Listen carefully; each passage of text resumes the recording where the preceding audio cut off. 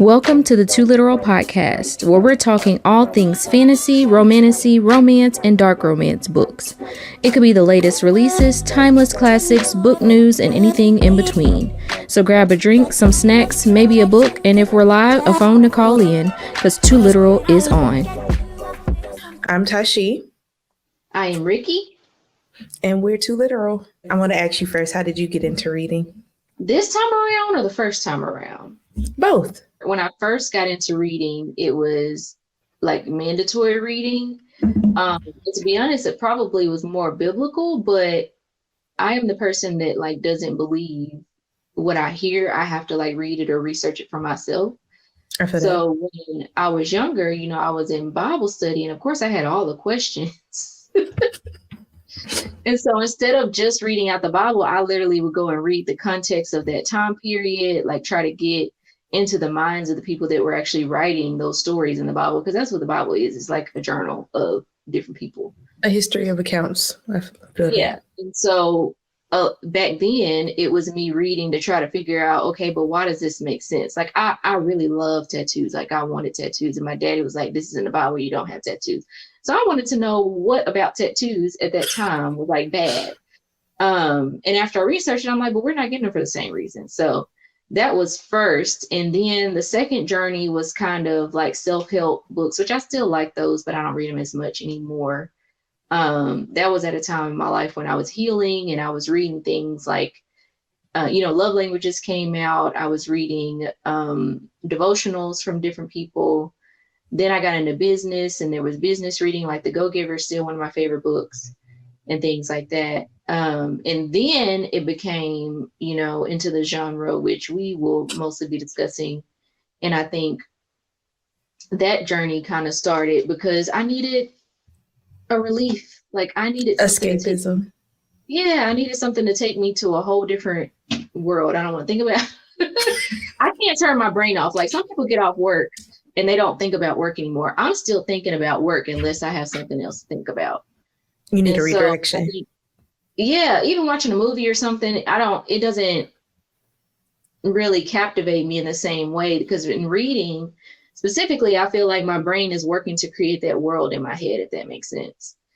So it shuts everything else out because I'm concentrating on creating that world for myself. Or not missing things. Like, like remembering a series of events, or even like today when we were like, what's a writer's element? Just stuff like that. So it has really helped. I think that, again, that's how I got into it this time around, but I've always been a reader. It's just been different things over the years. So. Okay. It's not that much of a long story for me. I'm just, I don't know. I'm easily distracted. Growing up, of course, mom read books to me, but I could never get into the Bible, mostly because nobody was telling me the fascinating stuff in the Bible. I remember the first Bible story that I got into growing up, it was the lady who got raped in the Bible. I know that's kind of like taboo, but it was David's daughter that got raped by the brother.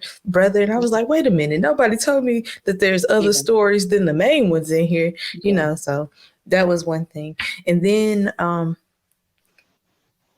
I didn't realize that there were my preferred genre is fantasy. I did not realize that like outside of Harry Potter, there were other fantasy series for a very long time. Even like getting into Twilight real tough. I got into Twilight because I was out with a group of friends. We went to the Dollar movie. That's the Dollar movie we went to. And I was like, hey, I like this. And they were like, oh, it's based off a book series. So I went and read the books. So then I started being one of those people that would go to like the same, like the premieres and stuff when they would do like the special events for Twilight and stuff. I was at Barnes and Nobles buying the books, missing school, going to buy books. But like, that's how I got into that. Then I read a little bit of the Vampire Diaries, which is totally different from the show, completely different. Like, you should look at them.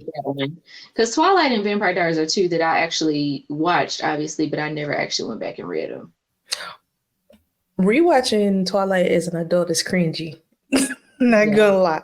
It's very cringy. But Vampire Diaries, totally different vibe. Like, even like just something as simple as Catherine. The way it's described in the book is, yeah, Elena and Catherine look alike, but there's enough differences that, like, if you know them, you could tell them apart. You might mistake them if you see them on the street, but you can tell them apart. Like, there's like, Catherine got crazy eyes. That's funny because I know exactly what they're talking about. Like, you know, like, or she's like a little bit more disheveled than Elena. So, Yeah. But that, and then I read this one. I think I've told you about it before. It's called the Georgina Kincaid series, and yeah, that was like oh my gosh, there's even more than those. Like, you know, like I'm thinking I'm reading something so niche that it's not enough to expand on, and then I lost my job, and I was like, let me get back to reading, and this is kind of where I ended up.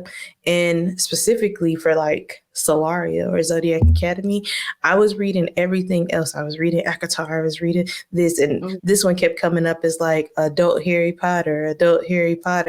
No, and I read it. So do you feel like, you know, fantasy is the one that we will be talking about, but do you feel like that's your favorite? And you told me how you got into it, but I'm gonna say fantasy is always gonna be my favorite. I want to clarify romantasy because it's got to be some relationships in there. Yeah. I don't think I could do just straight up like epic series because that's like, you know, Throne of Glass. That was a very hard read for me. Yeah, I had to take several breaks because it was a good story. It just wasn't. I don't know. It made me feel like that book we read in high school, 1984, where they say like the book is written in a way to make you feel the emotions of the characters. I feel like by the end of Throne of Glass, I was tired. She was tired, but I was tired. Yeah. She had went through. Are we not done yet?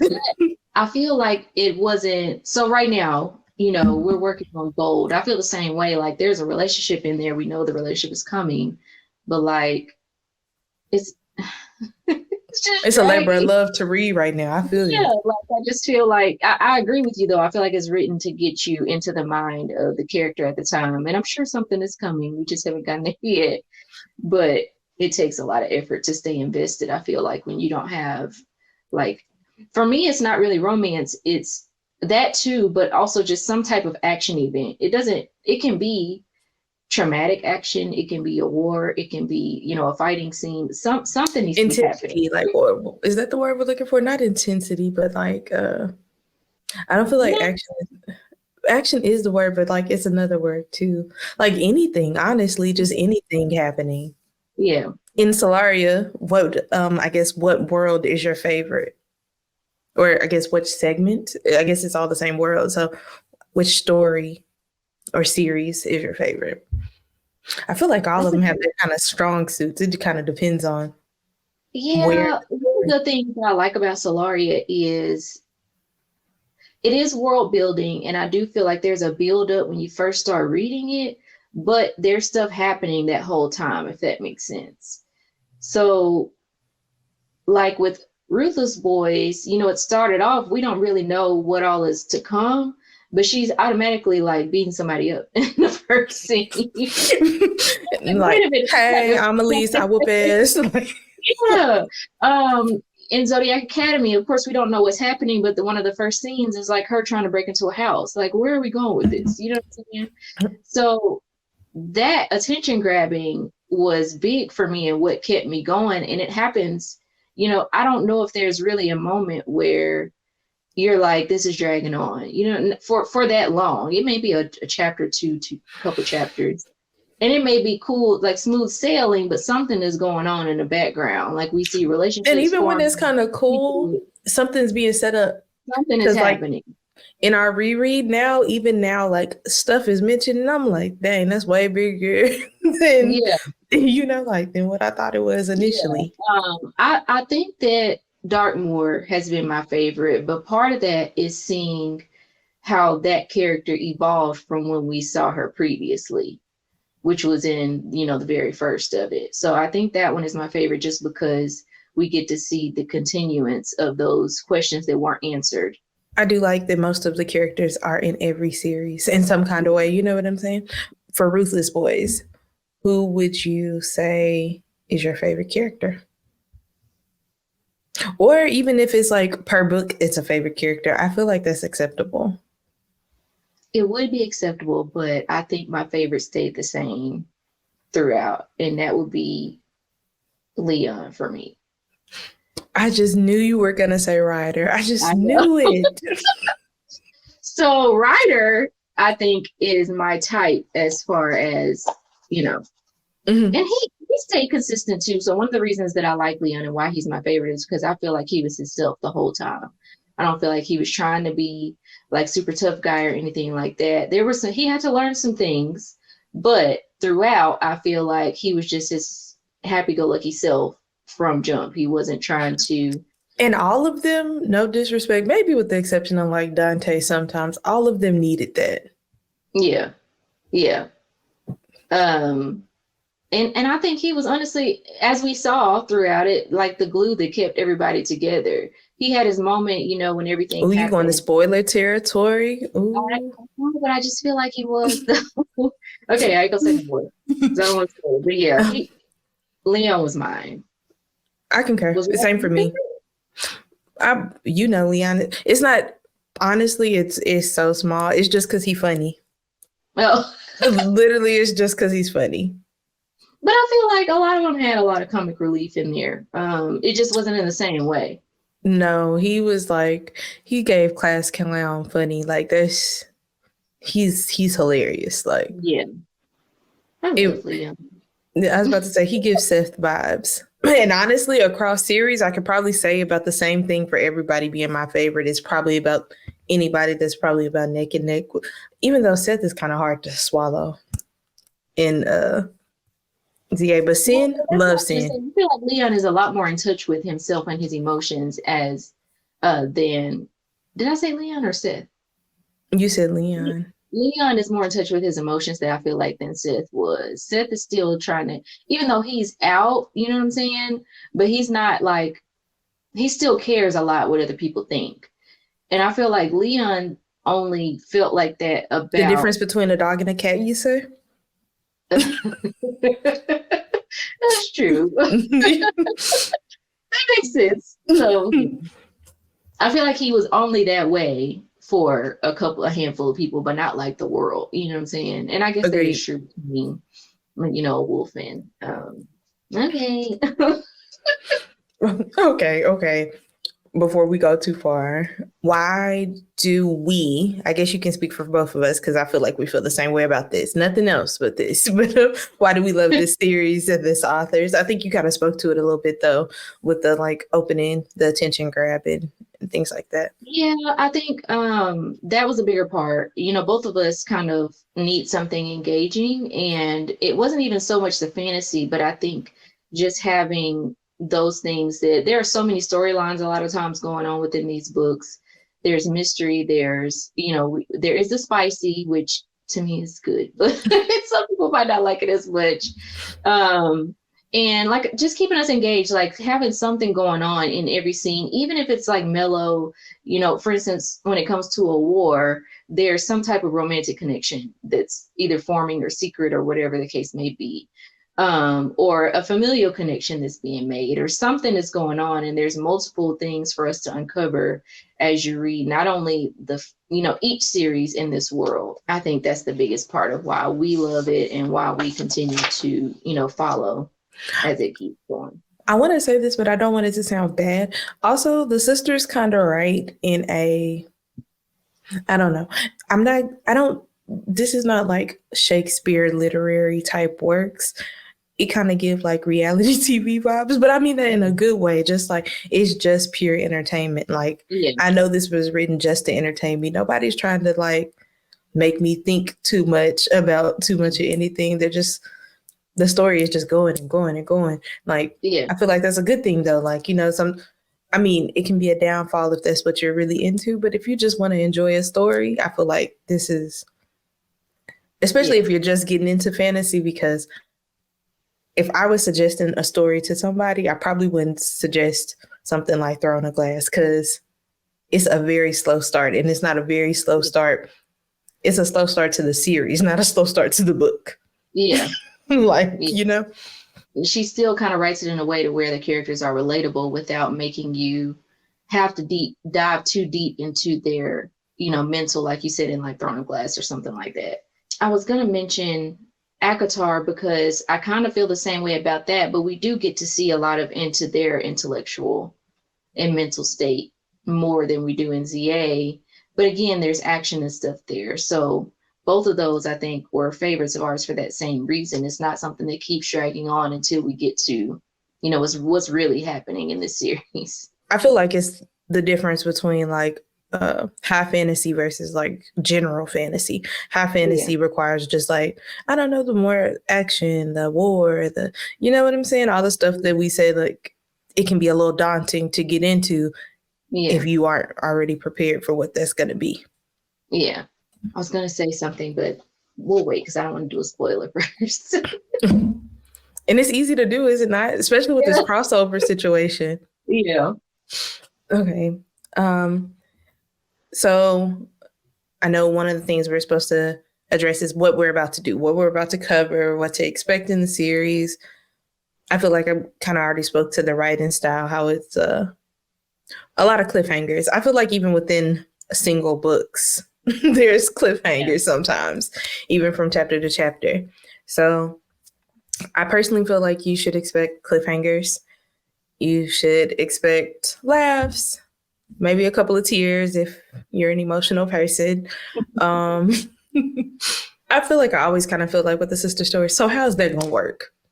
Like just like, like how do you overcome something like that? So that'll be kind of exciting to kind of go into like the evolutionary stages of like relationships changing, circumstances changing, revelations not being the revelations you thought they were.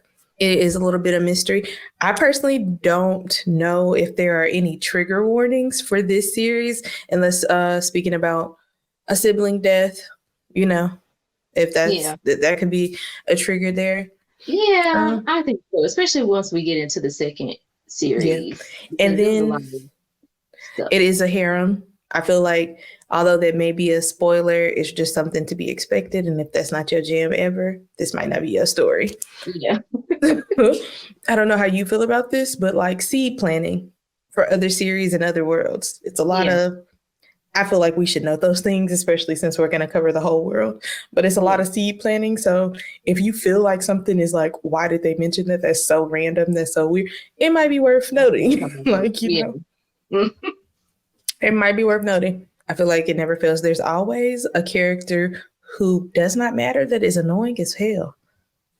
Just like, why are you there throwing in their side?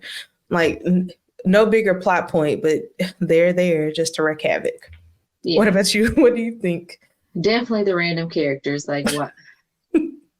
And we see one of them in the first couple chapters. Right. And we're like, I don't understand. Like, who brought you here?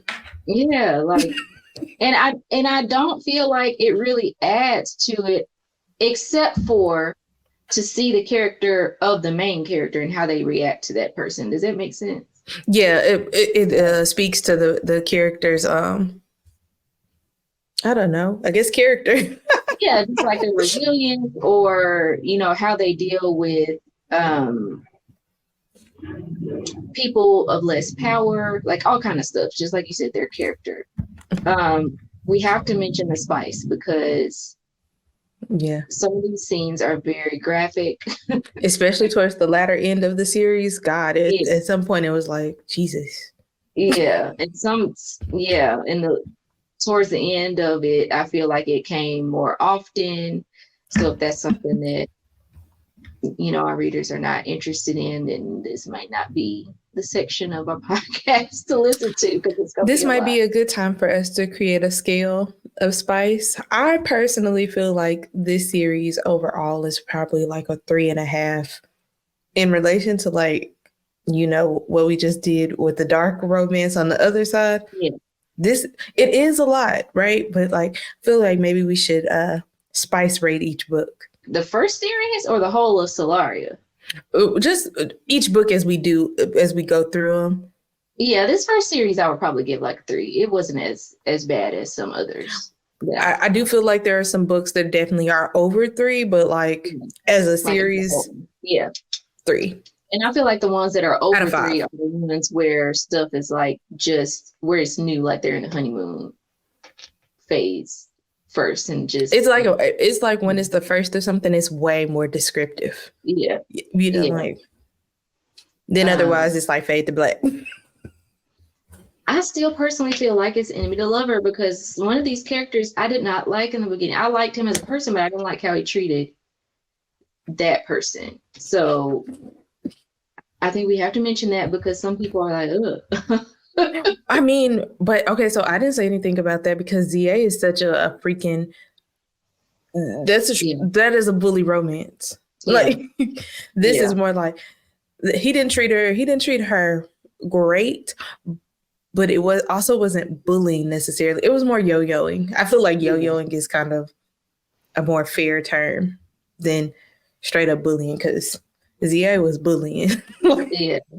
Oh, the only saving grace in this one is I feel like that was done to a person who actually kind of appreciates the banter as opposed to somebody who was completely against it. Like, why are you doing this to me? And continue to say, why are you doing this to me? And had familiarity with the world they lived in. Yeah. So they could dismiss things like that for some, like it was okay for it to be misconstrued as something else or whatever. Yeah. I guess we could notate it as a spice is something to look out for. Bullying. Yeah. Just expect, like I said, the mystery, the drama, the harem again, if that's something you're not into, that goes along with the spice. And I do feel like there were a lot of flashbacks in here, so at least you do get, the backstory and not have to try to fill in the dots. I do feel like the sisters are good about that in their writing.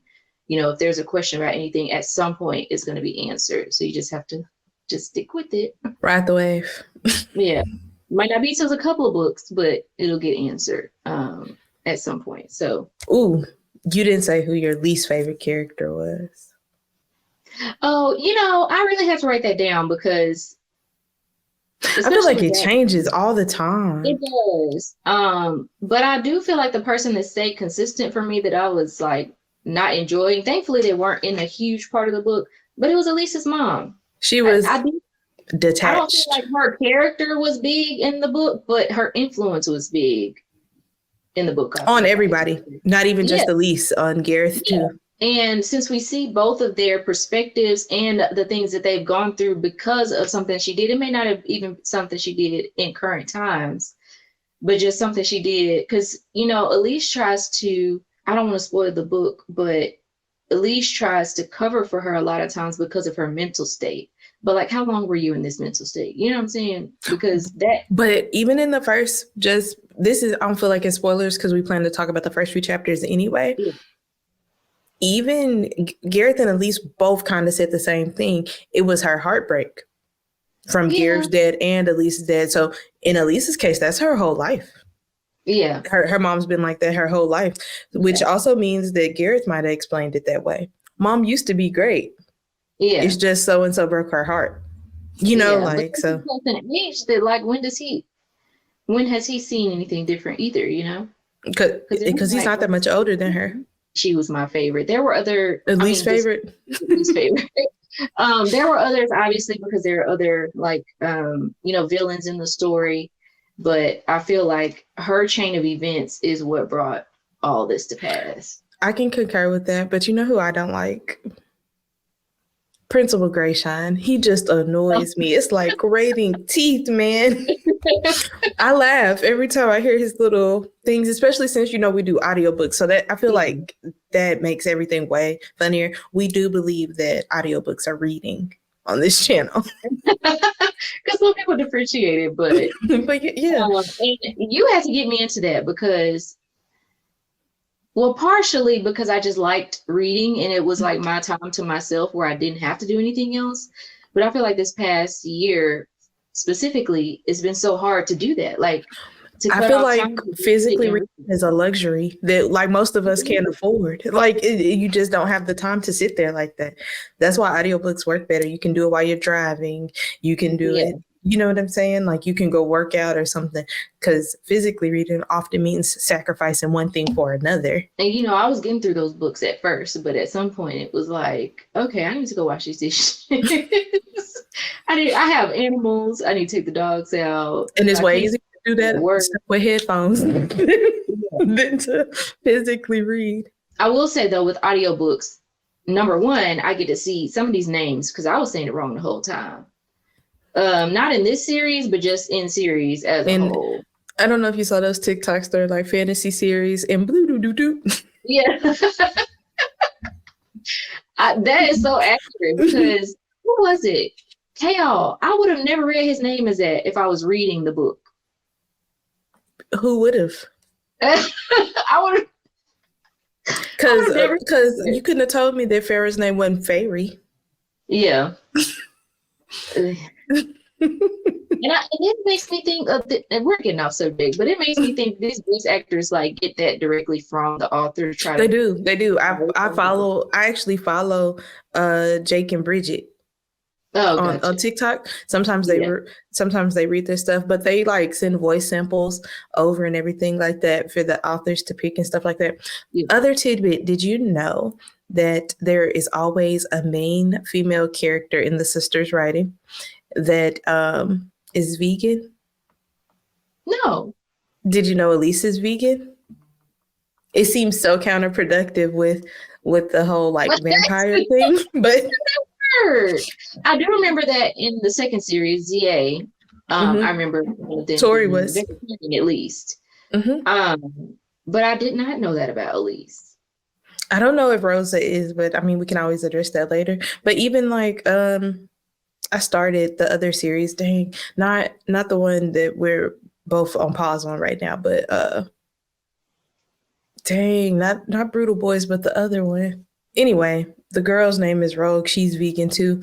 And even when I did the little duet, I can't think of what it's called right now. That girl, she was crazy, but she was a vegan too. Like, That's interesting. They're vegans. That's why. Yeah, but then why not? Why one character? Like, why did they choose that? Is that their favorite person? Like, who knows? Elise is the younger sister of Gareth, who was recently killed, and Elise wasn't playing that. So she decides to go to his school and find out who killed him. And she has 4 primary suspects. They are the kings of the school. So I'm going to say loosely based plan because I really, other than kill them, I don't think she really had a plan. But her plan is to get close to them, figure out if they killed him, and if you're the one that killed him, she'll kill you. I honestly don't really know why she picked those 4 people. It could be the method of death that Gareth experienced because it was basically like a drug overdose, more or less. Yeah. And her and her brother, because of their mom, had more or less made a pact to one another that they would never do drugs. So that just doesn't seem in line with what they had going on. And I think it's also good to note that in this specific world, they do like college, almost like in a boarding school situation. Yeah. And the school that he was at was a school that Elise could not get into because only one of them could afford to go. And she felt like he was the better candidate at the time. So they're both very intelligent. Part of how she got into this school is basically hacking the system and getting herself in. To your question, I think the reason that she chose the 4 kings was based on the beginning of the book and what she found out from her first kind of suspect from after she felt like they weren't investigating her brother's death because this stuff happens all the time where they are. She kind of investigated. They live in the hood. Yeah. She found one person that he had been in contact with like his last days, and that person mentioned something that led her to her 4 suspects that she wants to get close to. So she literally implants herself right in the middle of where all 4 of them conjoin, which they normally wouldn't. And she takes us on a journey of trying to find out how that happened to her brother. And from there, I mean, she got surprised just like we got surprised. There's a lot of stuff comes uncovered, not only about, his death, but about how he was living beforehand. She thought she knew everything about Gareth. Not to get too off topic, but it sounds like this other character I know about this other series when she thought she knew her best friend, but she really didn't. That threw me for a loop. And I think I screamed at one point. And Corin was like, Sorry, it's a lot going on over here. yeah. Speaking of which, we got like 3 days till the next one come out. But like, yeah, just I know it's emotionally taxing. Of all, okay. Yeah. I'm not gonna lie, that one definitely made me cry. Because of that, because I like when I can't predict what's gonna happen next. Okay, even because how many times did something happen? That's a different topic for a different day. We'll get there. Oh, and I feel like it's important to note that Elise changed her appearance entirely for this endeavor. She had long blonde hair. She cut that shit off and made it lilac. I feel like that's important because that is Easter egg seeds dropping for other things later. Yeah. And the reason that she was able to go inconspicuous to everybody else is partially because her, and we mentioned that earlier, her mom had 2 big loves in her life. One was Garrett's dad and something happened, and then her dad and something happened. So they have different last names. As close as they were, they were, I won't call them half siblings because I mean they're siblings, but they had different parental parents. Yeah, which led to their different like order forms and like all of that. That little nugget, I feel like, led to so many different, not only their mom's like, mental state, but it's a lot that goes into that. And I feel like that kind of segues us into like setup. This world is kind of different. So you have what's called an order, and that element order is just like everybody's fae. So there's not as much speaking to escapism again, like racial division. There might be orderism or even elementalism. Speaking of which, do you know they're coming out with a new series about a warring faction of their world where elements don't mix and they kill kids with more than one element or potentially more than one element at birth. They don't care about orders. They only care about elements. We'll talk about that later, but I just have to tell you that. But there's a book that I want you might have to listen to it, but it's very on that. Okay. And then what is it? So orders are what you present as in Fae, and it gives you some unique abilities. You can be something like a minotaur. Isn't that one of them? A minotaur, a dragon, a vampire. Elise would be a vampire. We can further discuss other characters as we go along, but we talked about Elise, her mom, and Gareth. I feel like kind of speaking to what they are is kind of cool. So Gareth and Elise's mom are both Pegasus. So think unicorn. That's kind of, I know Pegasus fly too, but I always think unicorn because they heavy into the glitter and rainbows. They replenish their magic with rainbows. Elise replenishes her magic by sucking on blood of the other orders. And yes, it would be smart for them to just throw her off of them, but they have like a toxin in their blood that kind of shuts everything down so she can get what she needs. So what do they call those orders? Her order is one of the only ones that relies on another order to function, and that's right. I would call it parasitic, but I don't think that's that was the word. They're a parasitic order. That was the word. So Elise would fall under a parasitic order. We'll probably throw something in here just to kind of give you the first few characters that we've talked about, their orders and their elements, just to kind of keep up. Also, you get your element based on your birth sign, your sun sign. So Elise is a Libra, so her element is air. It is common for everybody in Solaria. I feel like we have to overstress this so you can understand the magnitudes in the next series. It is very normal for people to have only one element. It is super uncommon for people to have 2. It's less likely that they have 3, and anything above that is unheard of. The elements are air, fire, water, and earth. And again, it's based on your... So wouldn't we both be air signs? Aren't you a Gemini? Yeah. Oh my gosh, we would be air signs together. Yeah. That's interesting. Yeah, we would be air signs together. So we talked about Elise. We talked about her order. And Gareth. But I don't know what Gareth is. I don't His remember element. what his order was. I mean, his elemental power was. But I think it's also important to just throw this nugget in there that some orders and people, period, also have other powers. So we'll uncover that a little bit as we, even in this first couple chapters. So we'll see that a little bit, and that's also rare. But it in Solaria, the way that class is ranked a lot of times is, like you said, it's not really race or anything like that. It's your order and it's elemental power, but it just comes from how much power you have as an individual fae. I think that's important because sometimes we don't see what a person has done to be treated like this, and they could have just done, they were born that way, so, which is life. Eugene. So yeah, you wanted to talk about, kind of give a synopsis of the first chapter. I don't know if I can break it down into chapters and just say, this is what happened the first. We can just kind of go until till about the point we stopped. I think I made it to about chapter 5-ish, so I can just, even if you go further, it's not like I haven't read it, so it's not like.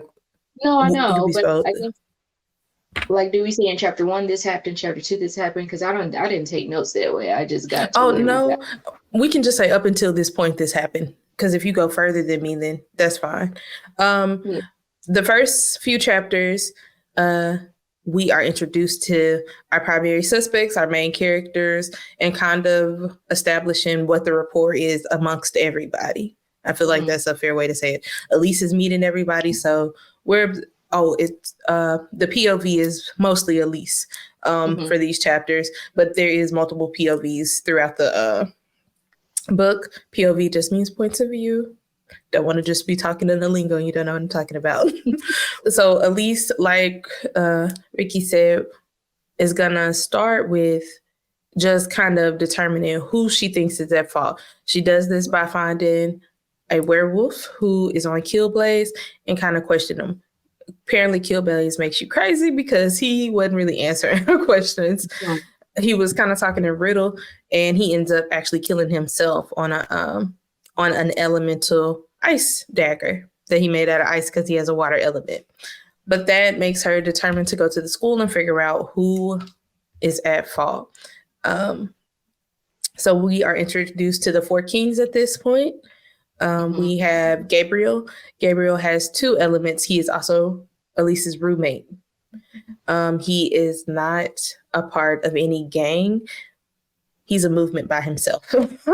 Yeah. But we are also introduced to Leon. I actually probably should have said Leon first because he's the first person we're introduced to, actually. He tours Elise around the school, and he's pretty, what you think of when you think of a puppy, even though in lots of ways he is definitely a lion. He gives those kind of vibes. He's funny. He really got other priorities. He's just doing this because he's in detention.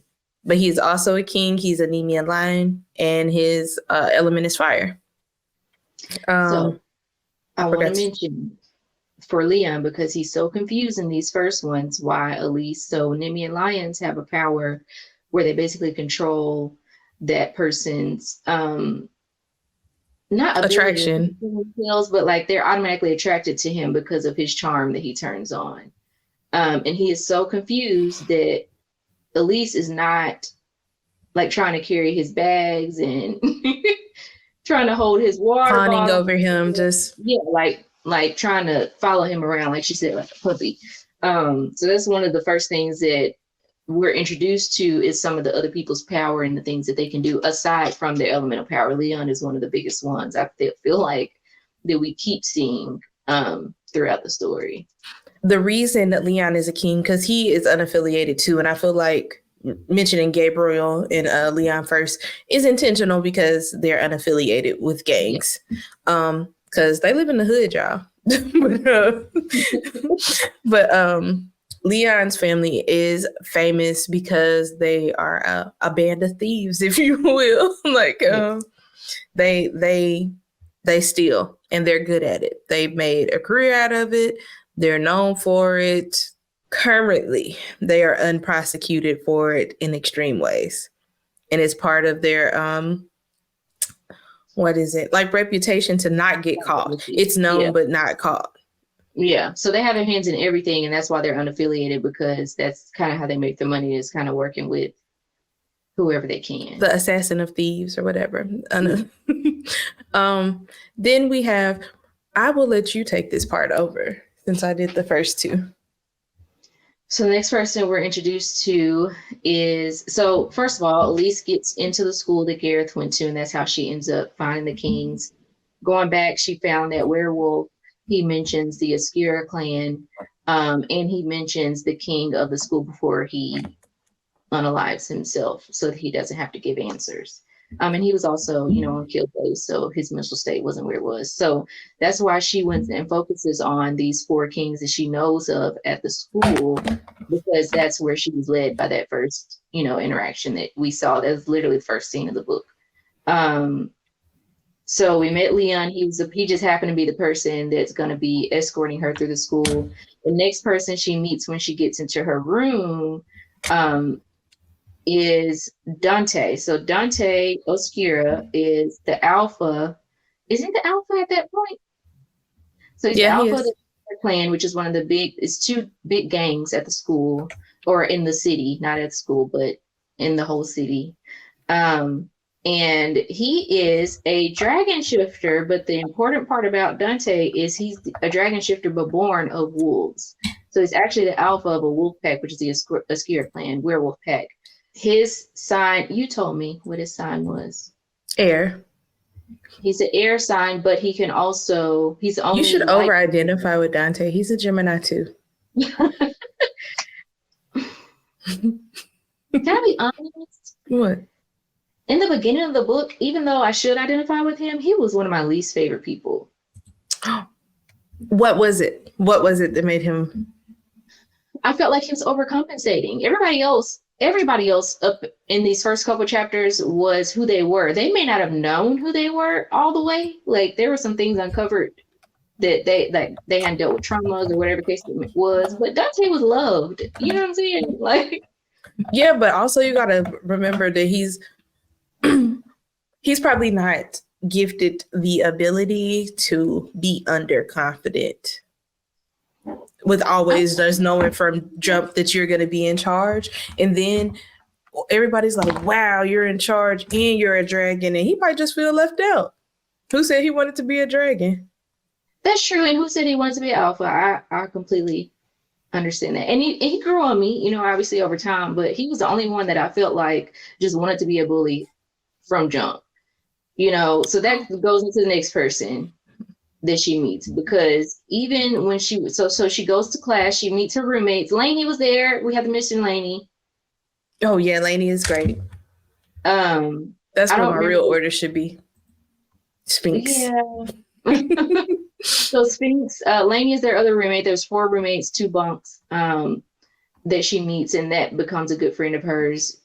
She's not a king, obviously, but she gets her power from reading and researching. So she spends a lot of time like in the library and stuff like that.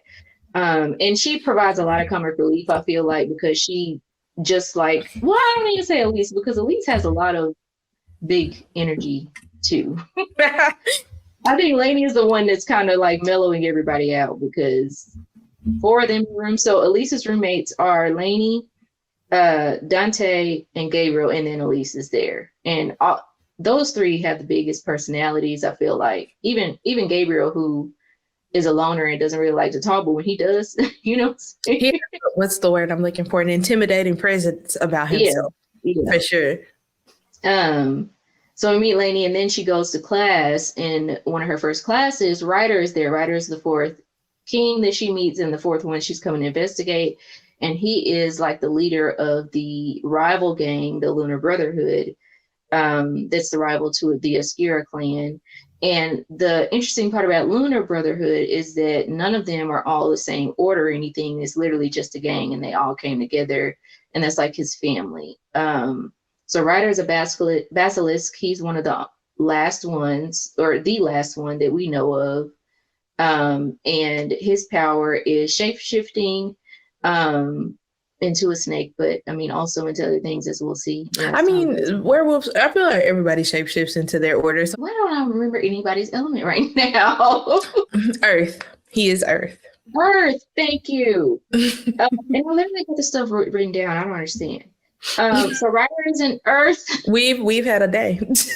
We have Earth elemental, but also he has the power to control people's minds and what they see. So if you look into his eyes, Ricki.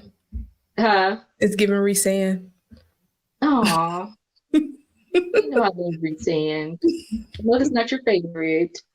I don't hate him. It's just, I'm telling you, it's back end thoughts that got me there. But we'll cover that a different day. So, and Ryder has other powers that we will eventually see, but these are the only two that we know of right now. It's his elemental, and Elise gets introduced to his mind control, not knowing, because she's never met another basilisk. So not knowing that he can control her mind, and she gets sucked into that. And it's uber important that we point out that like Ryder is uber good at school. That's how they kind of ended up partnered in their lab class. Yeah. Well, so that was the reason I was going to say that about Dante, because Ryder is also the king of Lunar Brotherhood. You know, he's known for being tough. He's known for being hard on people, but I don't feel like he was that way with, besides the vision, you know, when she first walks into the classroom, I don't feel like he was overly cruel to her. Like, I feel like Dante was trying to just be macho from jump, like with the bunk situation, or like all of it. Okay, but also Cindy Lou Who was like eating out the palm of his hand when he was doing that. And by his own admission, Ryder was like that with everybody. The thing was, Elise was pretty. It was just a pretty girl, you know, but it was still just a girl. Like, you know, like still just, I don't think they had any notion that like, oh, you're special, or, oh, you about to try to kill me. It's just, you a girl, I'm gonna treat you like I treat all the other girls. Come here, let me show you what I do. And it did work. And then even with Dante being macho, she jumped on him and bit him, and he let it slide. And not only did she do that, she did it in front of a Ryder. And he let it slide. I only think he let it slide because he turned it into something that, like, what he was in control. He made it to where he was the one that allowed that to happen and tried to rub it in Ryder's face. I don't feel like he let it slide because she was a pretty girl and he just let it slide. I feel like a combination of both, because he didn't have to let it slide at all. Yeah. You know, like he could have got her later and killed her. It's not like nobody was going to do nothing. The good part about that is we do get to see Dante's point of view, or POV, early on. This was like chapter maybe 3. Was it 2 or 3? Yeah, I want to say 3. Dante is the second person that we see it from his point of view, like what's going on, what he's thinking about the situation. We don't know why he's we don't even know why he's really a main character yet, but he does mention the fact that the person that Elise did not kill him, but that passed away in the first chapter was actually Dante's distant cousin and was part of their clan. So he kind of talks about that from his point of view, and kind of, you know, his family mourning and things like that, and why he's even here at the academy trying to better himself and get them on a better, you know, playing field and more power and things. But yeah, I don't feel like he just let it slide. I feel like he was got because, you know, not that she overpowered him, but she surprised him. And from that point, he had to try to turn it into like... I ain't gonna lie to you. That might be Elise's superpower, because she did that a few times to a few people. She got the gift of surprise. And that's why I said that about their room, because even though Elise is the other woman in the room, in their bunk, she's not really a small, like, feminine character, if that makes sense. Like, she's a woman, she's feminine in her own way, but I'm saying she's a more dominant personality. Yeah. And that can be hard for 4 roommates. I can imagine having 4 roommates, period, but definitely like 3 other ones with a dominant personality. I'm assuming it's because of how young they are. Like, it's a lot of stuff that you do when you're younger that you would never do now. You know what I mean? Like, this is college life. This is your first place outside of home. I've always been a loner. Like my first year of college, my roommate moved out like the mid semester. I was so happy. I literally told the man, "Don't move nobody else in my room." But I'm just saying, like, think about who you're speaking about, though. In Elise's case, that was probably the best she was going to do for a while, especially with her mom just going, because Elise in these first few chapters sends her mom to a rehab. Is that what we're going to call it? Yeah. A rehab, just to help with her mental issues. But also her mom has like a gambling addiction and things like that. She has multiple things going on, I guess. So in Elise's case, just remember, like, didn't Garrett buy like a like recycle a blanket or something at one point in the story because they didn't have money? Yeah. So I mean, so it was a come up for her. And it's important to mention also because most of the other people here, I guess Gabriel didn't grow up. He had a fun, but he didn't grow up with, the familial connection stuff, which we'll see. But I was going to say, out of the people that she's surrounded with, everybody else was pretty well off. But even like in Dante's case, he probably didn't want to have to be somewhere where he was the person in charge all the time. Like, y'all need to know that I run stuff, but I don't want to have to come here and run this. Like, this is my escape from that. Yeah, like just my experience being an older sibling, it'd be nice to be around people where you don't feel like you're the one who has to lead or take charge, or like. I think I can over-identify with like just wanting to be in a of course it's not neutral, but a neutral place. You know what I'm saying? Everybody, if I say you want to watch this movie, somebody might say, no, I don't want to watch this movie. And not, yes, Alpha, let's watch your favorite movie. Yeah. Does it make you happy? So. I like Dante as time goes on, but these first couple of chapters, he was the person that rubbed me the wrong way. And I think that'll be that way for a lot of people, not knowing the backstory yet. Because like I said, he was the only one that I felt like wanted to be a bully and wanted to assert dominance. I'm going to have to. I feel like Gabriel did the same thing. Do you not remember, if I'm the most powerful in the room, is it not mine? Everything in here is mine if I'm the most powerful. When she was like, you went through my stuff. He never actually take that stance. Like, he never actually tried to say, this is my bunk. No, he just hinted at it, which is even more menacing. Like, I know you're the most powerful. And then I said, wait, you touched my stuff and you said, ain't it mine? You sure right. It shows, brother. My bad. My bad. You sure right. What was I thinking? And Gabriel wasn't a hole in his own right. I'm not saying that he wasn't. We'll eventually see that. But I don't think that he was necessarily a bully. I think he was more just withdrawn from people. He didn't know how to people. He still doesn't know how to people. Like, all the way through. Okay. I have mixed feelings about Gabriel not wanting to be around people. I think he does. He just doesn't know how. Well, as I said, I don't think he knows how to people. He has his people that he's close to, which we'll eventually see. But even with those people, I feel like there's always a sense of awkwardness with him. Like, he doesn't know what to say. He doesn't know what to do. Until, Yeah. Oh, not Elise. I'm not even talking about her. But that leads me over to, I feel like it's things we can address later. Like, because Elise talks about them a little bit, but I still feel like we don't have to harp on those. But right now, all we're trying to do is figure out who killed Gareth.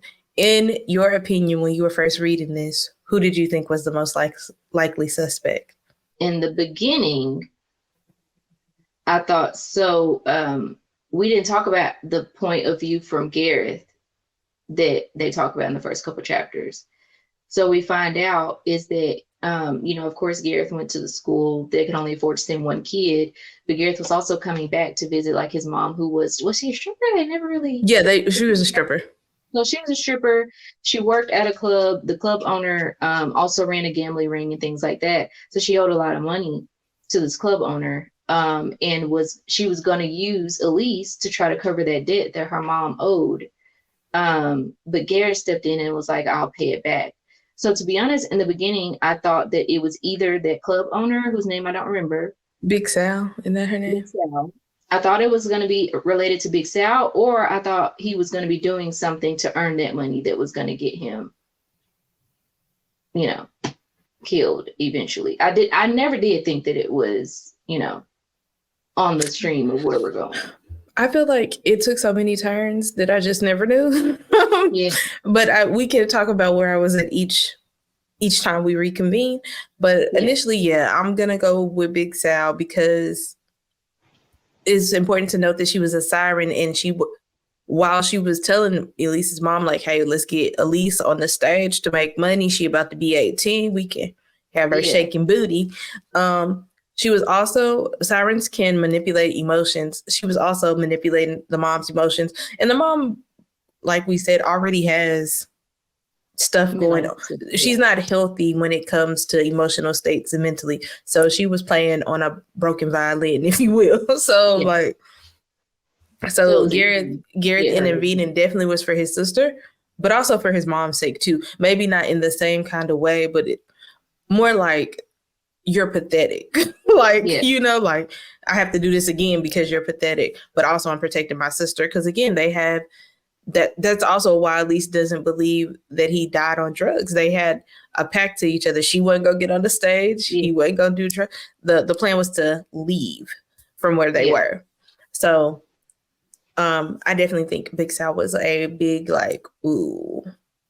But also, the way she's presented is that, like, Big Sal has all these henchmen and stuff like that, and her end goal, I don't think, was ever to get the money back. I think it was to eventually get Elise to make her more money. Yeah, because the original debt was $17,000, and for Garrett to pay it back, he had to pay $24,000 back. Yeah, $2,000, or I'm sorry, 2,000 auras every month. Yeah. So from jump, it was very manipulative. Yeah. I just always thought it was going to be something that would be centered around that. Or, like I said, I thought when he said, I'll pay it back, knowing that they're not in the best financial situation, you know, most people going to college don't have it like that to be paying $2,000 a month and taking care of themselves. I don't have it like that now. Yeah. Like, 2,000. So I just always thought that he would be doing something that would get him in trouble, you know, eventually. And especially when they introduced the different gangs, you know, not necessarily that the gang members did it, but just something affiliated with what they had going on. So I can agree. I don't know if I ever knew which person specifically did the act, but just his activities. And we're going to lead him to a problem. I know. And all he was trying to do was protect his sister. Yeah. And I appreciate, though, that they go back, because some of the stuff that gets uncovered, Elise doesn't even know yet. A lot of the stuff that we see from Garrett's point of view, the Elise who is investigating his death hasn't even covered. So even the situation where he was paying Big Sal money, she hasn't gotten to that point yet. So she doesn't know that he was actually covering for her, and, you know, what could have led to him being involved in certain things. And she has even hacked his email up to this point, and I don't think she knows that part. Yeah, Big Sal was definitely top on my list. But not even just that. For a moment, I was like, I don't know. I was hoping for something redeeming about the mom, you know, because we pretty much go the whole story. Because her name's Tanya. I remember this. Mm-hmm. Tanya doesn't ever seem to like show up in these first few books ever, other than flashbacks, you know, or at least talking objectively about her mom or Garrett's deceased, I guess, chapters going through something that's happened. So even in that point, we don't know anything about the mom. Like, maybe somebody idled her mind. I do kind of feel like towards the end, though, her story does become a bit more tragic when other things come out. Like, but that's neither here nor there. Yeah. But I definitely was hoping that like Big Sal had been playing on the mom too. Initially, that was my hope. Yeah, I guess the thing, and that's why she's my least favorite, because she has legit reasons to have had moments of sadness, you know, moments of trauma and things like that. But for you to still be dealing with a heartbreak from a man that left you, and your kids 20 years, like, you know, like she had nothing redeeming. I have these babies to take care of, you know what I'm saying? And I do know that she was, you know, working, But just from an emotional standpoint, I feel like Elise and Gareth were each other's, like, all they had. That's the one thing I will say, that these sisters, they built some villains where they're villains in the beginning, or at least you see their less admirable qualities in the beginning, but then they're redeeming in that you find out why that was the case, which, you know, ZA was big about. In the beginning, you see that there was The bullies, villain first. the bullies were bullies. In this book, I feel like the big bullies in the book stayed the big bullies in the book, in my opinion. There weren't very many people who started out like we saw them being bad people or bad to each other and things like that. But then later on, we find out that they're actually good. You know what I mean? Limited redemption. Yeah. Yeah. You know, that's one of my things with Akatar specifically, because you are just in love with that man. And I'm not in love with him at all. I think I definitely think everybody was valid in their like being upset with him. And I do think there should be some type of like punishment. I just think empathetic. I just think the whole scope of his experience wasn't considered when everybody else's was. But I also think that's a personality flaw in Feyre. People that she has actually loved and seen do good, she can't handle do bad. That's just a recurring thing. She's more accepting of new people than people that have been in her life for a long time. Because you can't, Nesta might be a B word, but you can't tell me her whole entire life she went out and fed the good lady that was just being mean to her every day, all the time. She might be an off-putting personality and have that a lot, but you know what I'm saying? Like her mom died when she was young. That was the oldest female in the house. Like it's not, it's not likely. She had more understanding for her dad, who was their parent. Yeah. For her sister being frustrated, being propelled into all those responsibilities and not knowing how to handle anything that she was propelled into. So I think that with the sisters, their style of writing doesn't have a whole lot of that. Like the people, even if the main character is that like the ones being bullied is there, we get to see the perspective of the person that's doing the bullying. So we know kind of more back into their backstory. And I appreciate that, because Dante specifically in the beginning and how he was feeling when he was dealing with Elise, I think that is a lot of why we fall in love with him. Even early on, he's still being an a-hole. We don't see Gabriel's perspective yet, because he was the only other person that I felt like was kind of off-putting when she first met him. But and we never see Big Sal's, I don't think's perspective, but or the moms. But those are two people that never did, like I said, get to tell their story. Yeah, they didn't get to tell their story, but at the same time, they never did try to come back and be. But there's no guarantee that telling your story would even change anything. Yeah. Specifically, think about ZA. When he starts telling his perspective, he's still exactly what we thought he was, if not worse. Yeah. Back to Ruthless Boys. Who have you attached to, I guess, the most within these first few chapters? Who are you most interested? Like, I want to know more about you, or you're the most entertaining, whatever your attachment is to them. Why and who? Well, Elise, of course, just because, you want to know more about, first of all, what her plan is, because right now it just seems like she's winging it. We went from her finding the first suspect, which she is. We find her first suspect to like she definitely had that rage. Yeah. We find our first suspect, and that situation happened to the next week she's at the school. But like, what are we doing at school? Like what's happening? So I feel like she's the first person I attached to, in the sense that I want to know where this is going to go with her. The first person I attached to, as far as like personality wise, was Leon. And I think I stayed attached to Leon, but just because he's just so bubbly. He's you know what I also think is he's the first he's the first sunspot in all the dreariness, because like you immediately come in on her beating up on dude, or like she's beating up on dude because her brother's dead. Now she's going to find the killer, and she's sad and she's cutting her hair, and then you meet Leon, and he's just a ray of sunshine, for the lack of a better word. But I will also say Leon is one of the only people whose importance as far as his family and stuff like that is not truly explained in the beginning.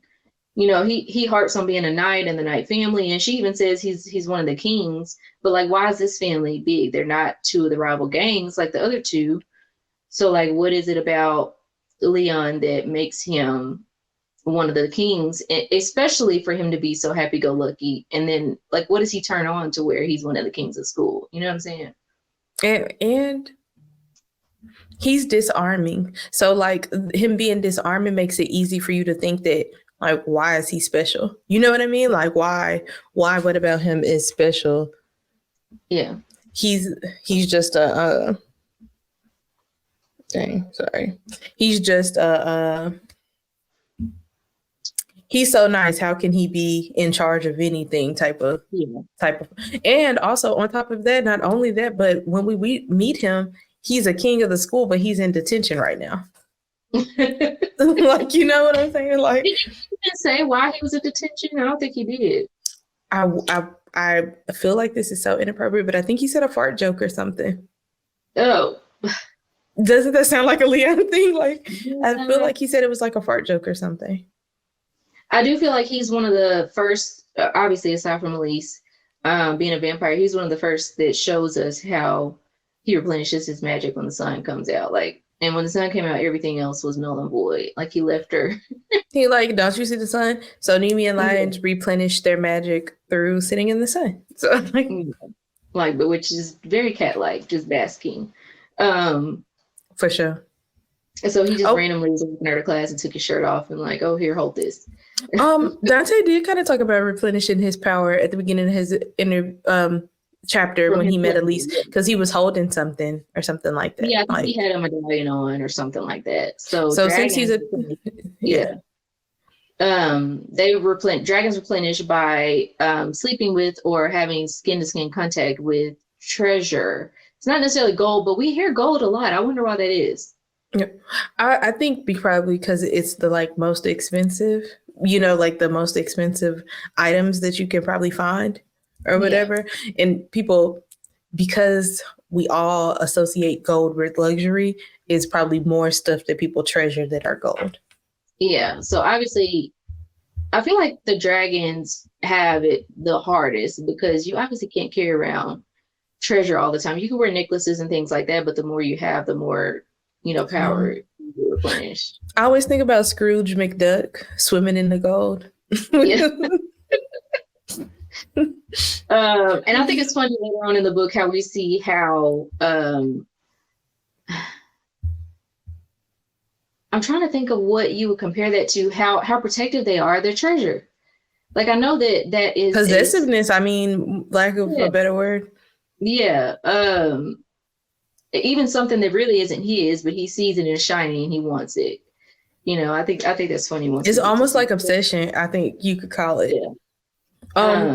I feel like we have to, because we brought up Dante and his gold, speak about his chalice that he only drinks from. I feel like we have to talk about the chalice that he will not drink anything else from. He's so bougie. He's a bully. Like, he's not my favorite in the beginning. But I mean, you got to admit, to be the head of a gang and only drink from one cup is smart, especially in their world where people can, when your biggest op can mix poison and it's a poisonous, your biggest op is so that specific part, it is supposedly, I can't remember if it disarms it or if it like alerts him if there's poison if he drinks out of that. I think you said it alerts him. But he still could have made it less flashy. He's a dragon. He's a dragon. A dragon king on top of that. We've met a couple of dragon kings and I ain't never seen them less flashy. But we've seen queens that were, and they were dragons. I don't know no dragon queen. There was the one dragon queen. NZA. And she wasn't. Do you mean the mindless one? Okay. That was being controlled? Yeah. I'm about to say, because I don't think they killed. Well, we would have to talk about like the in-between chapters to really see her personality, I feel like. But that's a whole other story. So yeah, that's chapter 5. How many chapters is in this book? Actually, 36. So we got a long way to go. And I can't. I'm happy that we're rereading because I can't remember. So much happens before the end of the series that I can't remember how far she actually got in her investigation in the first book, which is 35 chapters. I mean, that's not a little amount. Right. Agreed. I think that's why batching is gonna be good for us too, just because. Yeah, it's gonna be a lot to cover, and just even how much we just talked about with 5 chapters. It's a whole lot of setup. Oh, we didn't even mention she also meets her new mentor at school, Professor Titan. Yes. And specifically in this class, she has that class with Ryder and Dante. So it's always a lot of a piston contest going on, if you will, between the two of them. And I don't think they realize initially that they're attracted to Elise as much as they want to piss the other one off. Yeah. She might. From Dante's perspective, he talks about how she's pretty and like, why do I want her to continue and like this kind of stuff. So I don't think that they are like honing in on that. Like when I say, I'm not saying it's not there. I'm saying I don't think they realize how prevalent that is over them. I feel like their hatred is so strong that they don't see the building of light. You know, like if the hate here and she gradually working her way up, I don't think they've actually noticed what's inching up them, if that makes sense. Yeah, I agree with that. I forgot about Professor Titan, so thank you for mentioning that because and we need Cindy Lou too. She is one of the characters. Like, why did you write her into this? But they do serve a purpose. I have figured that out. Even if it's like smaller things that like trickle into other things later. And my beef with Cindy Lou is not even her disliking Elise because of the Dante thing. Typical groupie behavior. It's the other parts that we haven't come across yet that just really grind my gears. Yeah. And why she had to be Cindy Lou? Because I like Cindy Lou in The Grinch. Yeah, she was sweet. I don't know. That's interesting. I wonder if they did that on purpose. Probably. You know, they like take polls in their group to get like their names on there. I said I'm gonna start making TikToks. Be like, this is day 1 of me asking to be in your book. Then the final book is the end. This is day 2. I feel like Professor Titan was important especially when she went to class and like all of them were there, because there's so much tension there between Dante and Ryder that they need somebody to be able to mellow that out a little bit. And I think Professor Titan was it. Not only knowing, the lines that are drawn in the school with the 2 clans or whatever, but also understanding that Elise is new. She may not know what all is going on, even though she's lived in Alestria, her whole life. But he was a neutral space, like for lack of a better term, because one of the things that I noticed she said was she couldn't place him. She couldn't see if he was, because Elise was late to class her first day because her wonderful tour guide did not give her a great tour. Yeah. Shout out to Lisa. But she couldn't peg him as good or bad.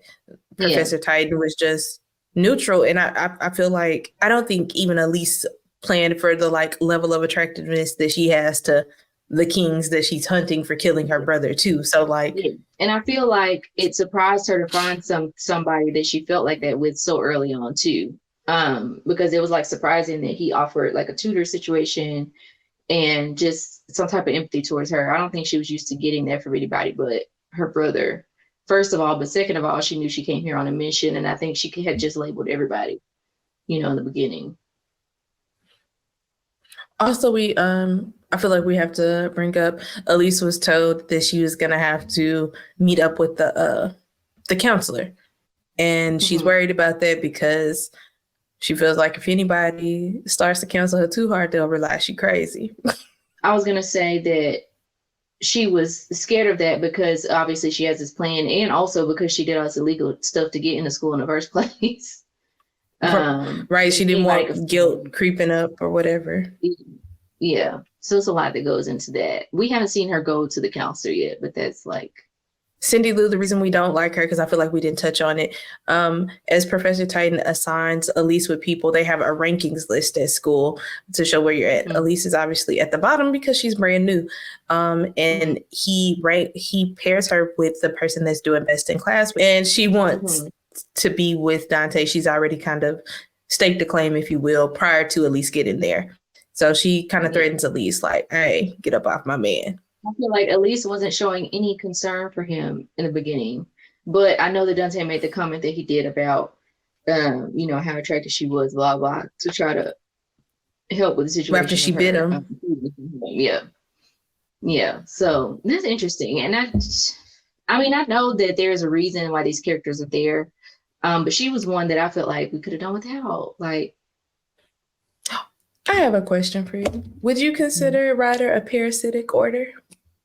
Because we did not talk about how he replenishes his. So Ryder is a basilisk, and the way he replenishes his power is through pain. It could be his own. It could be somebody else's. It does not matter. So I think people that find pleasure in pain, that might be your thing. But when he's fighting, I think we do get a chapter with him fighting after him and Elise meet. He's beating somebody up, but he decides not to kill the kid or whatever. He told him he can come back. He is one of Dante's gang members. Yeah. And he decides to tell him, you can come back to fight me later if you like. But he really just beat him up because it replenishes his magic. He even let the boy get a few hits in at first so he could be topped off before he started beating him up. So there's really no way to, like, in my opinion, how do you even, there's no way to get ahead of Ryder in that scenario. Yeah. Unless you release. But I was interested in Ryder because there were some scenes throughout the book where he never actually inflicted the pain. He used his mind control to, like, make that person think that something bad was happening to them. So it's like sometimes it's emotional too. It's not necessarily physical pain. It could just be, you know, you feeling some type of, like I said, emotional strain. Oh, and I feel like it's important to note that Ryder only exists between two emotions. That's his own word, and they are tattooed on his hands. We got pain and lust. So, yeah. Because I feel like a lot of this stuff, as we're reading, is coming back to me. But we want to give our listeners time to catch up with us and be able to have these conversations with us too. I don't think I have anything else to add. We'll reconvene and we'll read more chapters. I don't know how many we'll read for the next time around. That's something we can discuss later off the side. Yeah. I will make us a little chart that you can go on our website. Haha, I thought about this. You can go on our website and download, and it'll just tell you characters, their orders, their elements, their sign, and anything else we think is kind of relevant, maybe like gang association or something like that, so you can kind of keep up with characters. And, you know, if you've already read this series, you could tell us your thoughts. You could tell us what some things you wanted to add to make sure other readers know. And we'll definitely be able to incorporate that as we continue to talk about not only this series, but this world as a whole, as we keep going. Definitely let us know, you know, what else you guys want to see or hear. Thank you guys for tuning in. This is Too Literal. I'm Tashee, and I am Ricki. Bye, y'all.